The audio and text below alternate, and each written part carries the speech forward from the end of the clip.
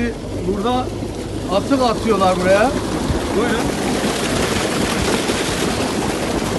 Bu ne gübresi? Hayvani gübresi buraya boşaltıyorlar. Yani bir atık. Bunu bugün haber yapacağız. Ya bir ilgili sağlık müdürlüğünden de ekip isteyeceğim buraya şimdi. Milleti resmen zehirliyorlar ya. Buyurun.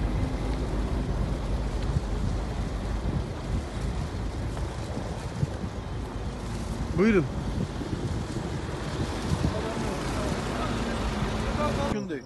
Aynen. Mahmut sen bu şeyi aşağıya kadar çek, bak adam daha önce de Çalışma yapmış, bu konu hakkında çalışma yapılmış. Bunun muhtemelen tarla sahibinin bilgisi dahilinde yapılmış. Fakat tarla sahibi belediye herhangi bir bilgi vermemiş bu konuda. Evet, tarla sahibinin bilgisi var ama açtı. belediyeye verilen bir bilgi yok. Yok, evet.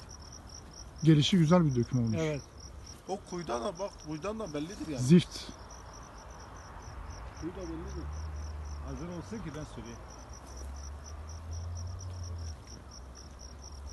Bak ta şeye kadar açmış. Bu kesin tarla sahibinin haberi var. Onu tarla sahibini bulmamız lazım yani. Yoksa böyle gelişi güzel kimse bu tarlayı bu hale sokmaz yani. Adam Mümkün değil, evet. daha önce de kepçeyle açmış bak. Neredeyse 500 metre var yani. Bir arık şeklinde açmış. Evet. Evet. Şu taraftan da bak en azından 500 metre kadar aşağı inmiş.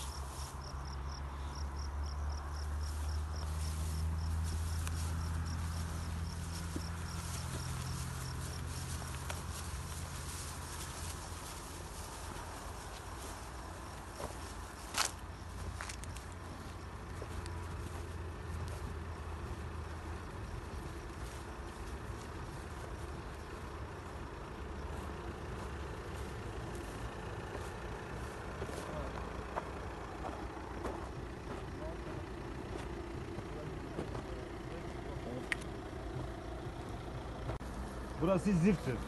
Bu moloz da Moloz değil, değil. onun için dereceden görülmedi bir. Evet. İkincisi de bu tarla sahibi mümkün müydü yani müsaade verir. Bu kaçak olarak getirip buraya dökmüş yani. Dökmüşler.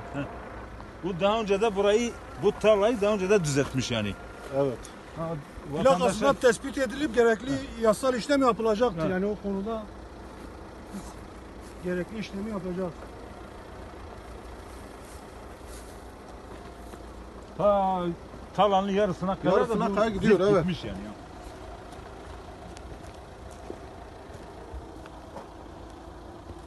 Biz şu anda takip ediyoruz nereye kadar gitmişsen. Neyse şu taraftan gel. Ta yukarıya o taşların olduğu yere kadar gitmiş.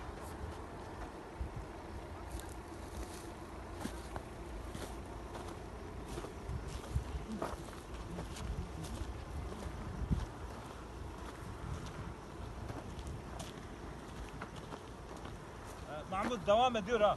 Aşağıya kadar iniyor. Kapat. Neredeyse koku bile arazidir bu. Yani orada bir yeri Bu söylemedi. solid zifttir. Müdür beydir.